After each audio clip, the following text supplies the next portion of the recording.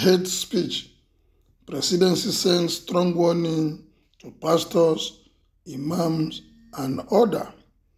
The presidency has warned bishops, pastors, and imams against spewing speeches that could incite hatred from the pulpit. Femi Adesina, spokesperson to President Muhammadu Buhari, in his write-up said President Buhari, on the sideline of the 26th edition of Commonwealth Head of Government meeting, visited the Genocide Museum in Rwanda, where almost 1 million Tutsi were killed in the genocide by the Hutus because of hatred. He urged clergymen to desist from inciting the public from hate speech and see what it did to Rwanda. He added that hatred could end up destroying the country. According to him, we have always warned about hate speech that is rife in our own country, Nigeria. You hear it from so-called bishops, imams, talk show hosts, phone-in programs on radio and television, anywhere and everywhere. I have written before that if Nigeria dies, it is hatred that killed her, and our pastors will not be innocent, nor the imams, and everyone that treats in hateful language against government and other ethnic groups. Those things pile up continuously till it boils over and cascades to an entire country. The heinous crime we see in the land today cannot be entirely divorced from hateful and incendiary speeches. Let us carry those bishops and pastors who spew hatred from the pulpit and bring them to the Genocide Museum and Imam to see. Maybe they will lend themselves some brain. And the TV and radio host who make snide, hateful remarks and allow their guests to do the same. That was the same radio Rwanda trod. That was the same road Rwanda tread, and genocide was unleashed on the land. If Nigeria dies, whether now or in the future, hatred killed her.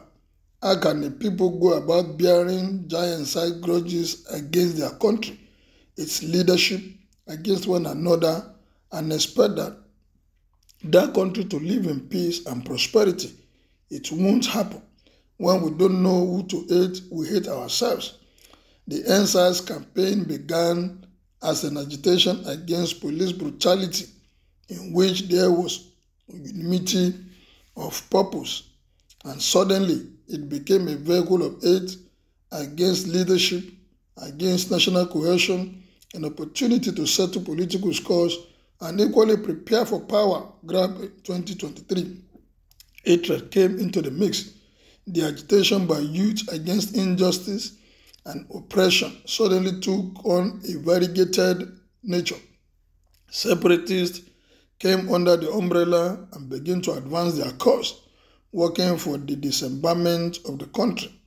Those beaten black and blue in 2015 and 2019 elections also crept in and asked for a pound of flesh, while those plotting for a return to power in 2023, the venom which peaceful protest eventually became, can only be summed up by one word: hatred.